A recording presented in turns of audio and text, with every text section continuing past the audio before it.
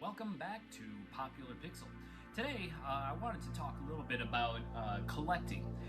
The Polymega has actually reignited this passion that I used to have for collecting video games, especially some of the old stuff that I used to own. I got rid of a lot of my stuff like years ago, and I regret it. It's one of those things. I've actually done it quite a few times, and I keep going back and then repurchasing the stuff that I used to have at once upon a time. Now that this whole thing with the hacking has come about, I wanted to still talk about the importance, at least to me, when it comes to game collecting.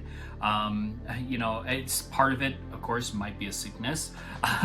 The other part of it, of course, is just that want for a physical medium. You know, when I play my Super Nintendo, like on my SD to SNES, I've got access to, hundreds of games right on there, but I don't actually have any affinity to them. I don't have any draw to them. I don't have any connection to those games because I've not invested anything. Sure, I might have invested some time on playing some of them, but since I bought the SD to SNES, I've realized that I really don't play it all that often. With the Polymega, it's interesting because you end up getting these physical CDs, cartridges, whatever the case may be, and you already have that investment by putting the money down on something, and then you are able to rip it onto your console. You're still able to play it. Sure, you're just playing the ROM, but in this case, it's more like I'm willing to put more of my time in it, especially when it came to like Final Fantasy III. I just finished that one not too long ago, and it's one of those things where once you have kind of purchased it, you have that pulling to want to play it, to want to complete it, to want to get better at it, those sorts of things.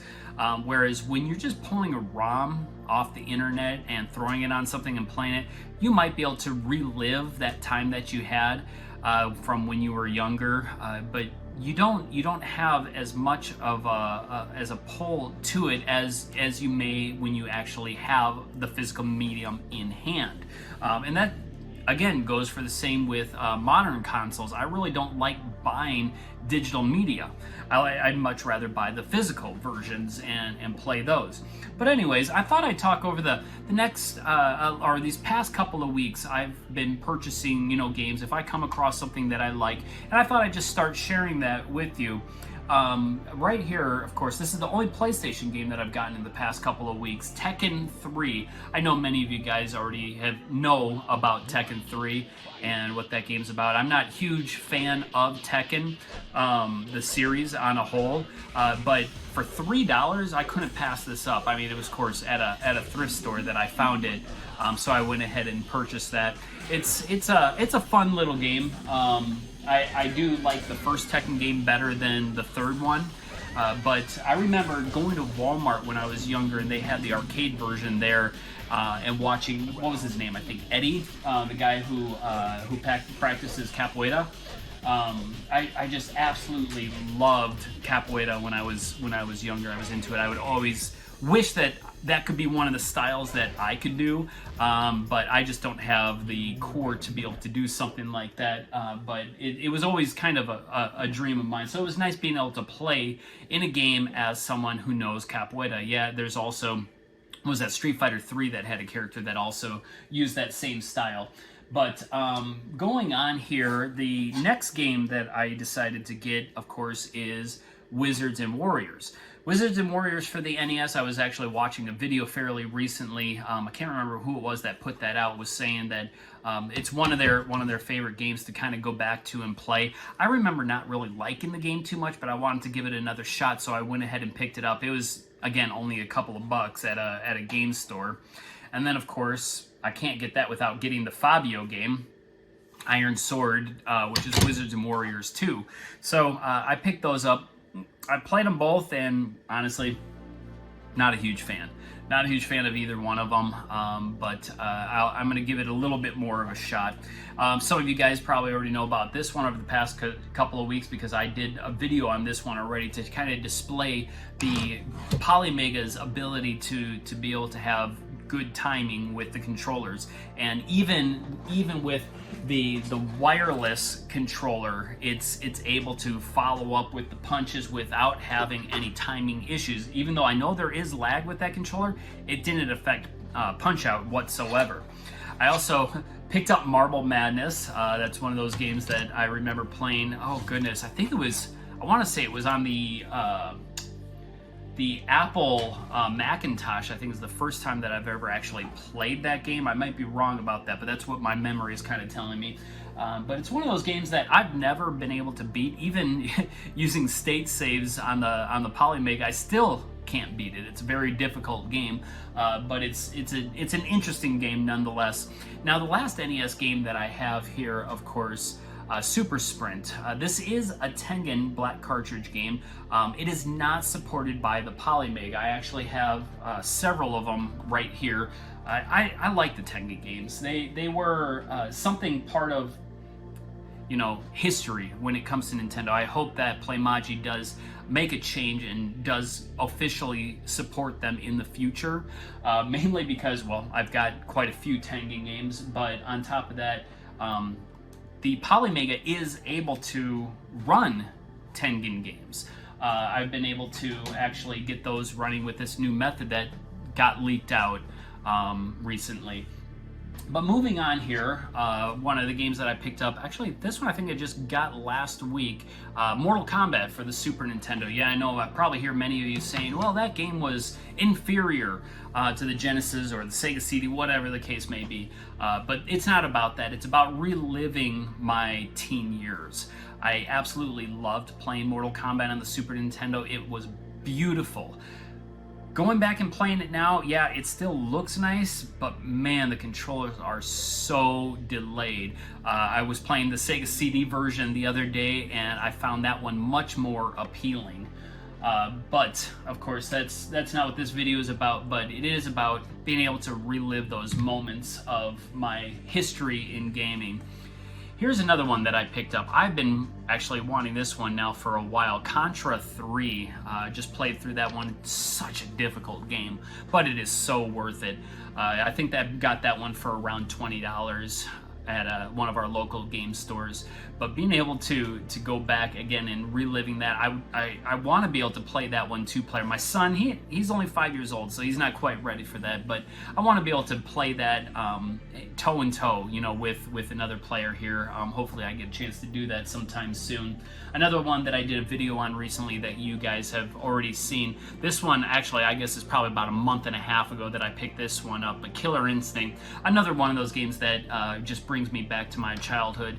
The Killer Instinct on the Super Nintendo was actually quite nice compared to what I guess I would expect out of a Super Nintendo game. Obviously, you know, Rare, they worked their magic on this and was able to get it running on the Super Nintendo and kind of simulate that arcade feeling of being able to play that game.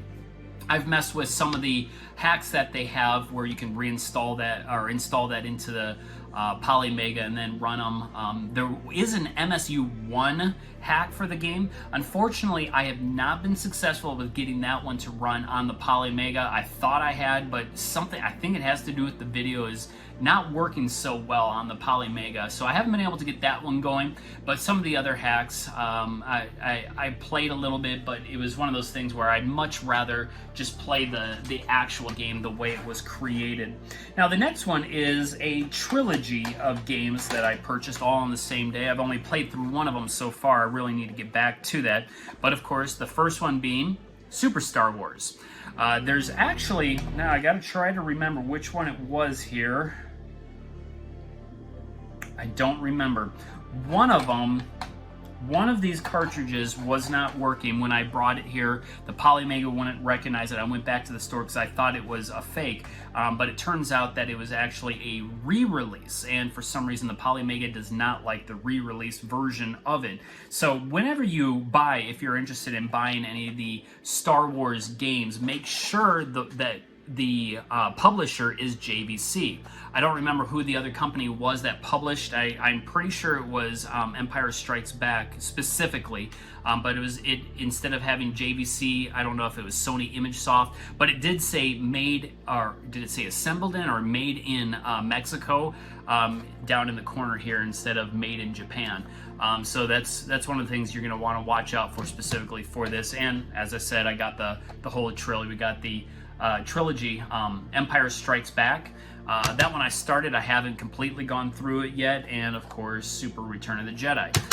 All games that I remember playing in my youth, but they are so hard. But again, the nice thing about the Polymega is having those state saves. So, you know, in my later years now, where I'm not maybe wanting to commit a whole lot of time to playing these games, I can still do those state saves. I can back up. I can, you know, replay a boss or whatever if I had any trouble with them.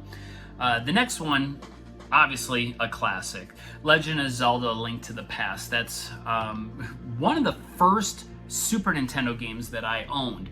I still, you know, it's funny because I actually happen to have, I haven't been using it, but I had it, my original strategy guide just sitting here as well.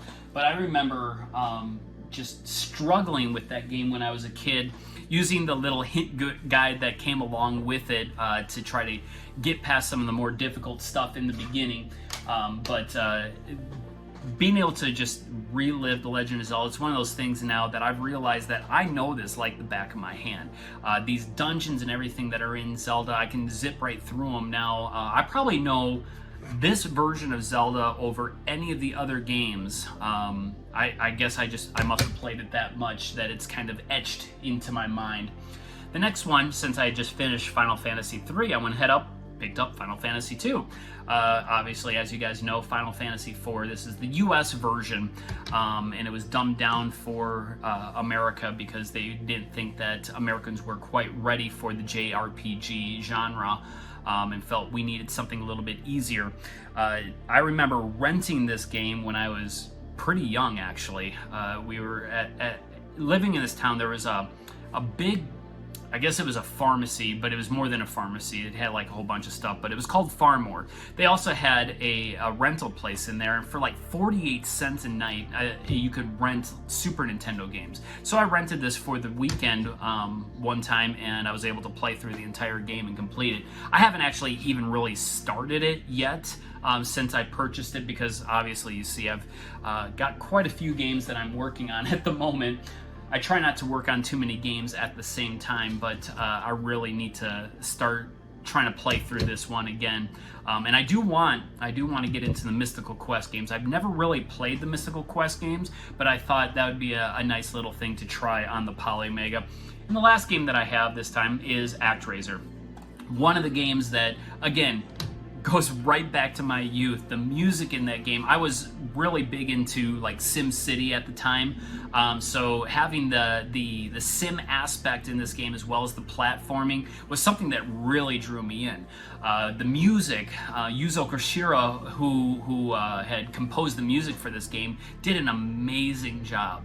It's one of those things that, again, with the Polymega, I was able to download the MSU1 hack for it and play through the game with the symphonic versions of the music, and that was awesome. My son would sit here next to me as I'm playing it and just watch me play. He absolutely loves this game as well.